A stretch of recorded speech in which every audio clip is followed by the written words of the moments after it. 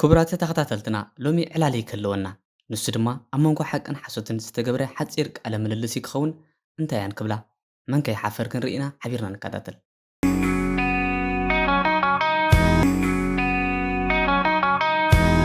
ከምዚ ትፈልጥዋ ሓሶት ክትእመን ስለ ትደሊ ኣቐዲመ እያ ጀሚራ። ኣነ እታ ዝበለፅኩ ምዃነሲ ትፈልጥ ዶ?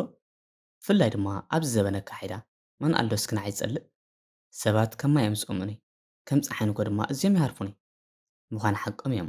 ኣነ እኮ ንህይወት ብቐሊል መንገዲ እየ ዝመርሓ ከምዚ ኸመኸይ ኣይካብድኒ ብጃኺ ፍቑራት ብዘይፍጽሞ መብፃዕታት እናእተኹ ነዊሕ ግዜ ከም ዝፀንሑ ይገብር። ካብ ገበርቲ መንገድታት ናትክን እናኸወልኩ ኣብ ጽላለይ ከም ዝነብሩ ይገብሮም። ንሓለፍትን መራሕትን ሓይልን ትብዓትን ከም ዝህልዎም ይገብር። ኮታ ኣነ ዘይገብሮን ዘይሽፍኖን ወላ ሓደ የልቦን። እቲ ዝገርመኒ ከዓ ኣነ እንተዘይህሉስ ሰባት ኣብ ጭንቀት መንበርክዮም ነርኪ ብምግራም ክትሰምዓት ዝጸንሐት ሓቂ ድማ ዋይ ዓደ ኽዶኽ ንስኺ ዳ ኸመይ ኣቢልኪ ክሳብ ክንድዚ ክትኮኒ በለ ክትፈልጢ ንስኺ ሓያል ዘይኮንኪ እታ ዝድኸመትን ብኹሉ ዝተነዓቐትን ኢኺ። ሰባት ዝመርፁኺ ከዓ ንፍርሖምን ውርደቶምን ክሽፍኑ ኢሎም ዝኽደንዎ ማስክ እምበር ስለተገድስዮም ኣይኮነን። ነቲ ሓጻር ህሞት ውሽጦም ከይኣመንሉ ኣባኺ ተዘቒጦም ክሕልፎ ይኽእሉ እዮም። ንስኺ ግን ብሙስሊነት ዝተለዓጠጠት መርዛም ፍጥረት ኢኺ። ትህብዮም ምቾት ቀታን መርዚ ዝሓዘ እዩ። ብደጊኡ ጥዑይ ውሽጡ ግን እናመሽመሸ ዝኸይድ ከቢድ ቁስሊ እዩ። ነዚ ዲኻ ሓይሊ ሓሲብክዮ? ሓሶት ብወገና ኣይምሰልኪ ኣብዚ ግዜ እዚ ምሳኺ ዘለው ዶ ይበዝሑ ምሳይ? ኩሎም ሰባት ናበይ እዮም ዝመፁ? ምኽንያቱ ኣነ ቀሊል እዩ መንገደይ። ልቢ ሰባት ክዕርፈሉ ዝኽእል ሜላ ከዓ ኣጸቢቐ ይፈልጥ እየ። ልቦም ተሸቢሩ ክመፅን እንከለዉ ከመኸ ይኮንኩን ንሽግሮም ዘጋድሎ ኣነ እቲ ክሰምዕዎ ዝደልዮ እየ ዝነግሮም። ትደልዮ ካብ ምስማዕ ዝጥዕምካ የልቦን። ንስኺ እኮ እዚ ከምዚ እንድዩ ስለምንታይ ከምዚ ክትከውን ኢኻ እናበልኪ ዋ በጃኺ ኢለከ ጭንቀት ኢኸ ብቐደሙ ንዓይን ንዓኽን ዝፈላለየና እኮ ንስኺ በቲ መንገዲ ጥራይ ክትከድ ኢኽ ትደሊ። ኣነ ከዓ ብዝሕሸኒ ክኸይድ እየ ዝደሊ። ሕጉስ ምዃን ዶ ይበልፅ ወይስ እሙን ምዃን? ኣነ ብወገነይ ሕጉስ እየ ዝመርፅ። ሓጎስ ከዓ ካባይ ዝርከብ ንስኺ ኸ እንታይ ትብሊ? እዚኣ ወላ ንሰማዕትና እውን ንግደፈሎም እንታይ ይብሉ ኣብ ኮመንት ይፀሓፍልና እምበር ፍሉጥ እዩ ምሳዮም ክሰማምዑ። ሓቂ ድማ ካብ ሓሶት ዝርከብ ሓጎስ መሰረት ዘይብሉ ሓጎስ እዩ። እዚ ከዓ ከም ኣብ ሕፃ ገዛ ምስራሕ ማለት እዩ። ኣውሎ ንፋስ ዝናብ ይመጽእ እሞ ሒዝዎ ድማ ዕዝር ይብል። ብሓሰት ዝሃነጽክዮ ቤት ፈርከሽከሽ ምስ በለ ከዓ ኩሎም ናባይ ክመፁ እዮም። እቶም ሓሲኽ ክደነግሩ እዮም ዝነበርኪ ኩሎም ኣብ ዙርያኻ ዓሲሎም ጫቕጫቕ ምስ በሉ ትብልዮ ጠፊእኪ ናብ ባሕሪ ክትኣትዉ ኢኺ። ሽዑ ኩሎም ናባይ ክመፁ እዮም። ምኽንያቱ ኣነ ኣብቲ ዝገደፉን እየ ዝጸንሖም። ንስኺ ግን ደድሕሪኦም እናኸድኪ ኣንጻረይ እናተላዕልኪ ስጉምትታቶም ብምጥምዛዝ ኣብ ዘይወፅ ቦታ ኸይራ ክትእትዉ እዮም ይኽትፅዕሪ። ሓሶት ከዓ እዚ ኩሉ መግደፍዮ ብጭብጢ ንዘራረብ ነዚ ሕጂ ዝብለኪ ከዓ ፈጺምካ ክትክሕድዮን ኢኺ። ናብ ታሪኽ ምልስ ኢልና ክንምልከት እንከለና ዋላ እውን ክሳብ ሕጂ ማለት እዩ ነጋውስ መራሕቲ ሓለፍቲ ወዘተ ብናተይ ሓይሊ እዮም ኣብ ስልጣን ደይቦም ዘለዉ። ስልጣን ዝደለየ ከዓ ዘይከውን ኣብ ባይታ ዘየለ መብፃዕታት እናእተወ እዩ ዝኸይድ። ዘይንሱ ምምሳል መንነቱ ቀቢሩ ክዋሳእ ይጅምር። ኣነ ከም ዝገብረልኩም እየ ከም ዝባ እናበለ ብዛዕባ ነብሱ እናሓሰበ መላሕሱ ከዓ ብዛዕባ ካልኦት ይዛረብ። እዚ ከዓ ተቐባልነት ከም ዘሎ ይገብር። ነዚ ኸ እንታይ ከተውፅሉ ኢኺ? ሓቂ ድማ ብምግራ ዘይንሱ ዳ እንታይ ይሕርቐኒ ኣሎ? ሰባት ብናትኪ ማስክ ተሸፊኖም ንዓይ ምርኣይ ምስኣን እኮ እዩ ሽግራት ዝበዝሕ ዘሎ። ኣብ መወዳእታ ማስክ ከምዝተኣለየ ግን ኣነ ጎሊሐ ይረኣዮ እሞ ማዕረ ክንደይ ይንዕቑኺ እንተትፈልጢ ኣበይ መኣተኺ ብኣኺ ኣዝየ ይጭነቕ። እዞም ነጋውስ ዶ መራሕቲ ትብልዮም ዘለኺ ከዓ ብዙሓት ብሰንኪኺ ዝወደቑን ካብ ክብሮም ዝተጓሓፉን ከም ዘለዉ ኣይትፈልጥኒ ዲኺ? ርሑቕ ከይከድና ከዓ ኣቦኺ ንባዕሉ ዕሉል ሓሳዊ እዩ። ራዛ ናይ ኣቦ ሓዛ ኮይንኪ ኢኺ ዓጀብጀቡ ተብፅሕ ዘለኺ። ሓሶት ደሓን ደሓን ግደፍ እየ እሞ ኣብ ፍቕሪ ኸ መቸም ኣብ ፍቕሪ ዋጋ የብልክን ከምዘይትብልኒ ርግፀኛ እየ። ፍቕሪ ብሓሶት እዩ ዝጸንዕ። ሓሶት ኣብ መንጎ ፍቑራት ዓብዪ እጃም እዩ ዝፃወት። ኣነ ድምፅኺ ከይሰማዕኹ እንተውዒለ መግቢ ኣብየኒ ድቃስ ክድቅስ ኣይክእልን። ትፈልጢ ልዕሊ ነብሰ እየ ዘፍቅረኪ ፈጺመ ከይጠልመክነ። ንስኻ እኮ ካብዞም ኣብዛ ዓለም ዘሎ ወዳት ፍሉይ ኢኻ።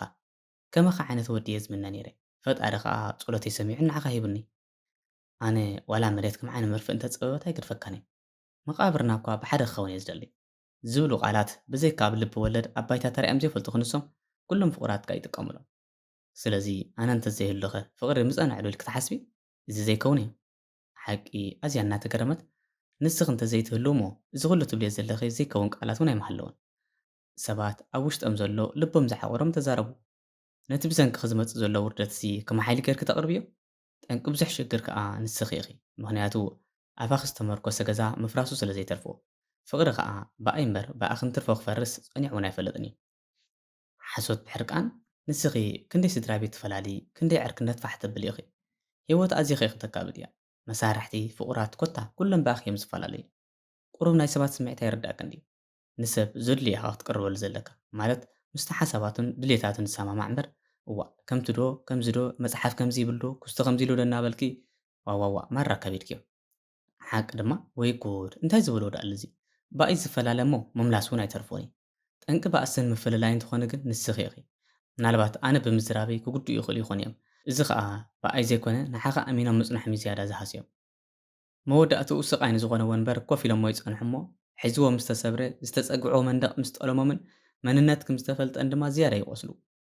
ኣነ ግን ነቲ ድሮ ዘቕሰልክዮም ኣብ ምሕዋየ ዝወፍር እምበር ከምዚ ናትኪ በደለይ ክሽፍን ተወሳኺ ቁስሊ ይወለድኒ ግን ስመይ ክለዓል እንከሎ ዘይከምቲ መቐረቱ ከባድ እየ ዝመስሎም ግን ከኣታ ናይ ብሓቂ ክሳብ መወዳእታ ዘይሃስስ ሕብራ ኣነ እየ ሕጂ ማዕረ ክንደይ ሓያል ምዃነይ በሪል ክኸውን ተስፋ ይገብር ሓሶት ግን ክሓተክ እንዶ ክሳብ ክንዲ ሓያል እንተኾንክ እዚ ስለምንታይ ደኣ ሰባት ንዓይ ይመርፁ ስለምንታይ ከናባ ይመፁ ከም ተቐዲመ ዝበልክዎ እኮ መሳጅ ዘለዎ ይበዝሑ እዚ ከዓ ዝያዳ ሞራል ይህበኒ እዩ ከመይ ክኸውን ክኢሉ ሓቂ ፍሽኽ እናበለት እቲ ምኽንያት ኣዝዩ ቀሊል እዩ ንሱ ከዓ መጀመርያ ኣነ ናባይ ምፁ እናበልኩ ጎስጓስ ኣይገብርኒ ምኽንያቱ ድሮ ይፈልጡን እዮም ሕልንኦም እውን ደጋጊሙ ይብሎም እዩ ንስኺ ግን ውሽጥኺ ፀሎሎን ሽግራትን መሊኡ እናሃለወ ወትሩ ፃዕዳን ሰላምን መሲልኪ ክትረኣዮም እምበር ዘይፈልጦ ክዲ ዝመስለኪ ኩሉ ፍጡራ ፀቢቑ ይፈልጠኪ ግን ከዓ ግዝያዊ መዕቆቢ ደልዮም ውሽጦም ከይኣመኑሉ እዮም ናባኺ ዝመፁ ገለ ድማ ግዝያዊ ረብሓ ደልዮም ዓይኖም ዓሚቶም ሕልንኦም ቀቲሎም ይመፁኺ እቶም ዝበዝሑ ከዓ ባዶነት ውሽጦም ክዓብጡ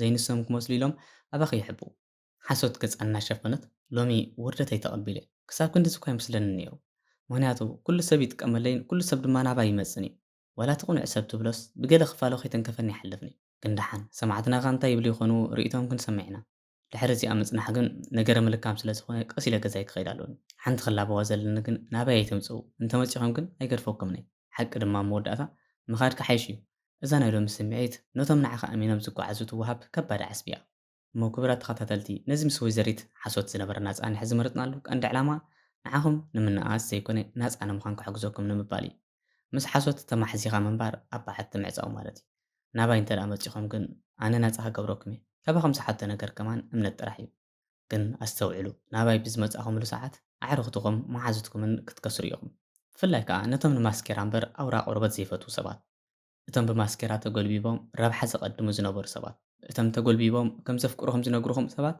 እዚኦም ኣብ ከባቢኹም ዶ ኣይክብሉን እዮም ኣነ ግን ሰላምን ቅሳነትን ብርትዕን ሓይልን ነቕ ዘይብል መሰረት ናይ ሂወትኩም ክህበኩም እዩ ስለዚ ክቡራት ተኸታተልቲ ካብ ናይ ሎሚ መደብና ቁርብ ወሲድኩም ክትኮኑ ወይ እውን ተዘናጊዕኹም ክትኮኑ ተስፋ እናገበርና ከምቲ ልሙድ ካባኹም ዝድለ ንቻነልና ሳብስክራይብ ንምድላዋትና ድማ ላይክ ሸር ኮመንት እዩ ሰላምኩም ይብዛሕ see you in the next video bye bye